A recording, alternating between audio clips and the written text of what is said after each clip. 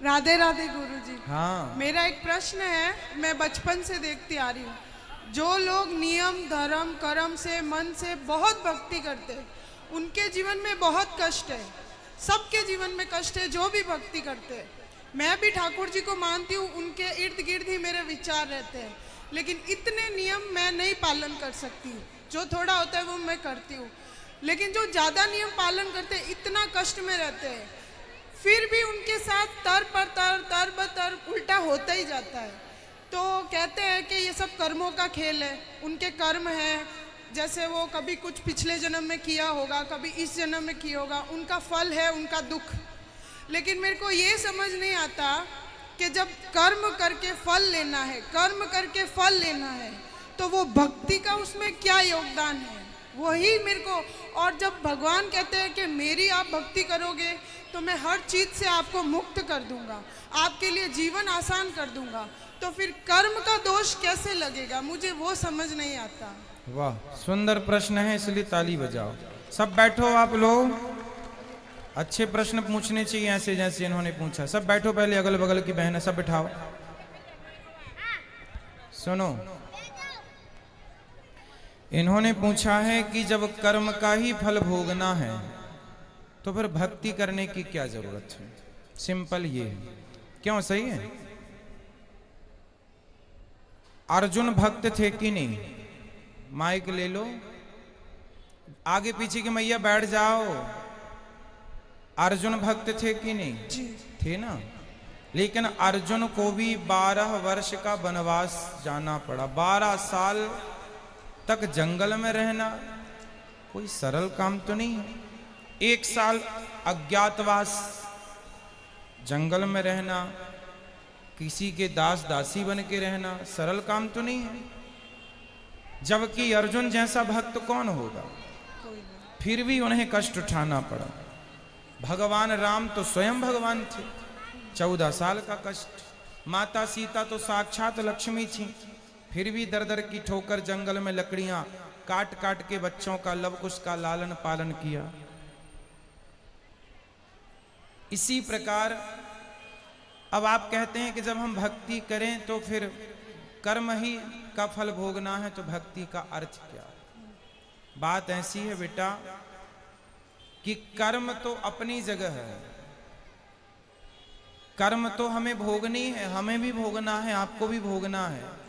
भक्ति सिर्फ इसलिए की जाती है, इसलिए नहीं की जाती कि भगवान हमें पैसे वाला बना दें, भगवान हमें धन धान्य से भर दें, घर में सब कुछ हो। भक्ति का मतलब पैसा पाना नहीं, भगवान से बेटा बेटी मांगना नहीं।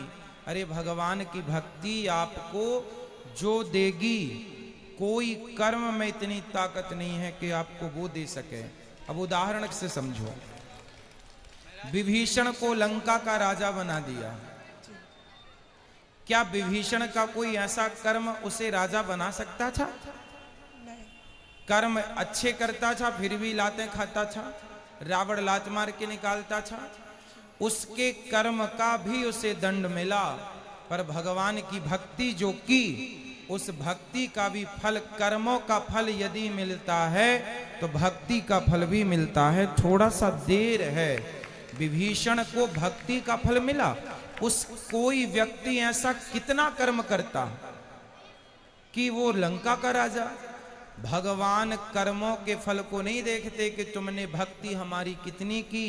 जब भक्त शरण में चला जाता है तो भगवान भूल जाते हैं कि कितना बड़ा पापी और पतित है, उठा करके राज सिंहासन पर बिठा देते हैं। दूसरा सुग्रीव, सुग्रीव भी लातें खाता था भाई की, दर दर की ठोकर खाता था, उठा के बिठा दिया।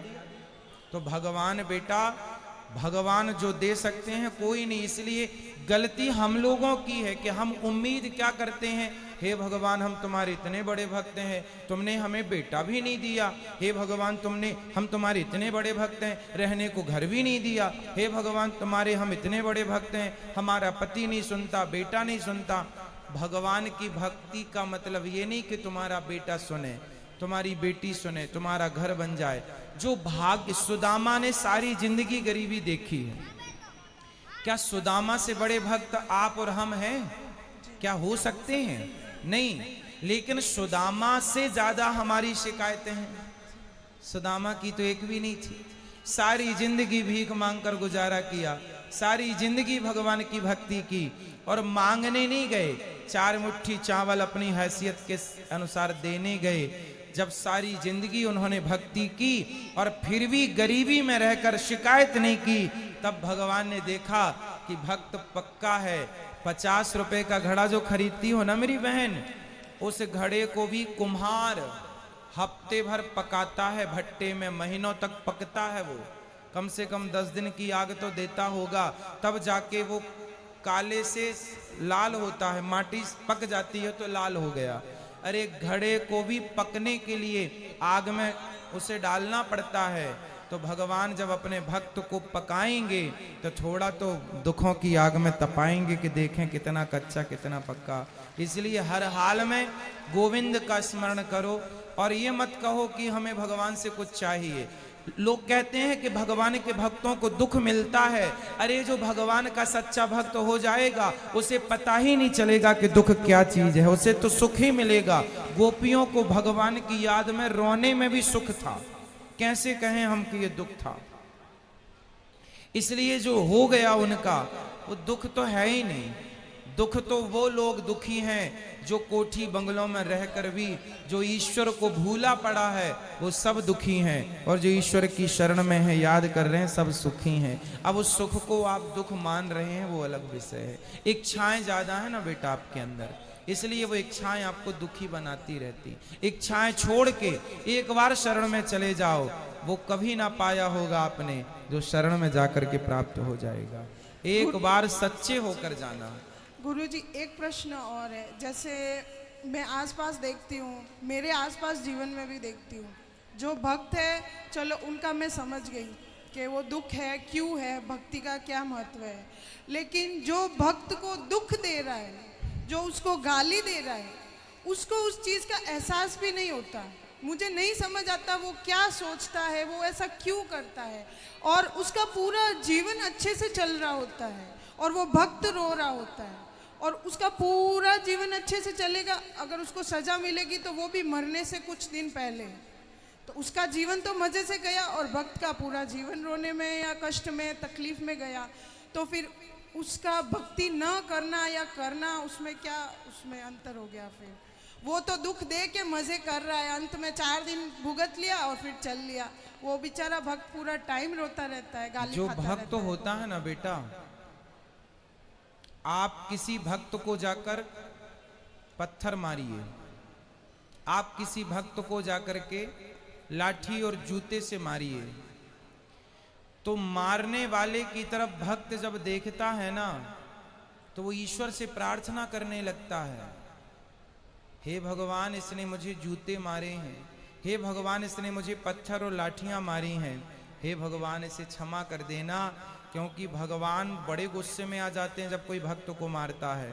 पर वो भक्त, आज की कथा सुनी आपने, द्रौपदी के 5 बेटों को मार डाला था अश्वत्थामा ने, और भगवान ने पूछा कि बता क्या करूं इसके साथ, तो द्रौपदी ने क्या कहा, छोड़ दो छोड़ दो। कोई भक्त यदि बदले की भावना रखे बैठा है तो भक्त हो ही नहीं सकता। भक्त तो ये चाहता है कि इसने गलती की है पर भगवान इस पर क्षमा करना, और भगवान क्षमा करते नहीं हैं। विभीषण को लात मारा रावण ने, मारा लात मारा भगवान ने, भगवान को भक्त को भगवान ने कहा रावण तुमने मेरी छाती में लात मारे होते ना मैं तुम्हें माफ कर देता, तुमने भक्त को मारा है इसलिए माफ नहीं सर्वनाश करूंगा, कर दिया। एक बात बताओ कि जब तक रावण ने विभीषण को लात नहीं मारा तब तक राम जी ने लंका में एक भी बाण छोड़ा हो, एक भी नुकसान किया हो लंका का, तो मुझे बताओ। रावण ने सीता मां को चुराया, जयंत ने सीता मां के चरणों में चोंच मारी थी तो बाण छोड़ दिया था, त्रैलोक्य में जयंत को बचाने वाला नहीं मिला, चरणों में चोंच मारी थी केवल, और रावण तो पूरी सीता उठा कर ले गया। तो क्या राम जी बाण वहीं से बैठे बैठे ना मार देते, रावण तो मर जाता। लेकिन नहीं, राम जी ने कहा कि रावण भले मेरी पत्नी का हरण किया हो, लेकिन मेरे भक्त को रोटी खिलाता है विभीषण को, इसलिए मैं बाल भी बांका नहीं करूंगा। लेकिन जब उस भक्त को लात मारा तो राम जी ने सर्वनाश कर दिया। भगवान कहते हैं तुम मुझे लात मार दो, सह लूंगा, मेरे भक्तों को मारोगे विनाश कर दूंगा। इसलिए मेरी बहन, आप जो कह रही हैं कि भक्तों का अपमान करके लोग मजे से रहते हैं, नहीं, उनको जब मिलेगा ना दंड, भगवान थोड़ा सा देर, God mills grind slow but sure, ईश्वर थोड़ा धीरे चक्की चलाते हैं। पिसता है उनके घर आटा धीरे, पर पिसता जरूर है। हिसाब तो पाई पाई का रखते हैं ना भगवान। जब देंगे ना तो खूब नानी याद आएगी। और आप ये मत सोचो जैसे मैंने, आप भक्त हो और मैंने आज आपको अपमानित किया, आपको मारा मैंने, तो आप तो भक्त हैं, आप तो मेरे से कोई ना कुछ ना कहेंगे और मैं तो मौत से रह रहा हूं। लेकिन मेरे जीवन के आखिरी तक और जो अगला जन्म होगा, वो सारे जन्म में इस जन्म का ये दंड भोगना पड़ेगा। कोई अंधा है, कोई लंगड़ा है, कोई बहरा है, क्यों है? किसी जन्म का तो हिसाब चुक रहा है ये। क्यों लोग घिसट घिसट के चल रहे हैं? क्यों चप्पल पांव में ना पहन के हाथ में पहनना पड़ रहा है? ये आज का ही कर्म दंड थोड़ी है, ये किसी ना किसी जन्म का कर्म दंड ही तो भोग रहा है। तो ईश्वर के घर देर है, अंधेर एक प्रश्न और लास्ट, जैसे भगवान कर्म की सजा देते हैं, उसको सजा मिल रही, वो पूरा जीवन सजा ले रहा है, लेकिन उसको ये ज्ञात ही नहीं है कि उसको सजा क्यों मिल रही है और वो गाली दे रहा है, तो उस सजा का क्या फायदा? ज्ञान नहीं हो सकता बेटा, ये तुम्हारे और हमारे हाथ में नहीं है, यही तो ईश्वर के हाथ में है। मिलेगा बस, ये श्योर है, ये कन्फर्म है, बट ये नहीं कन्फर्म है कि आपको किस दंड पाप का। भीष्म पितामह को बाणों की सैया मिली। भीष्म पितामह ने कहा कि मैंने तो कोई पाप नहीं किया, मैंने तो कोई अपराध नहीं किया, मैं तो अपने 20 जन्म पुराना मैं जानता हूं। भगवान ने कहा 20 जन्म तक तो जानते हो, 20 जन्म के पहले 21वां जन्म देख लेते तो मिल जाता। एक सांप को कांटों के ढेर में फेंक दिया था 21 जन्म पहले, उसका दंड आज मिल रहा है भीष्म पितामह को। तो हमारी और आपकी सोच, हमारी और आपकी बुद्धि से ईश्वर का न्याय परे है। महाराज जी, जैसे मेरे जीवन में है, मेरे साथ कुछ बुरा होगा, कुछ समय के लिए बुरा लगेगा, लेकिन मैं सोचूंगी कि शायद ये मेरे कुछ कर्मों की सजा है, फिर मैं माफ़ी भी मांगूंगी, तो क्या मुझे वो माफ़ी मिलेगी उस भाव के साथ, उस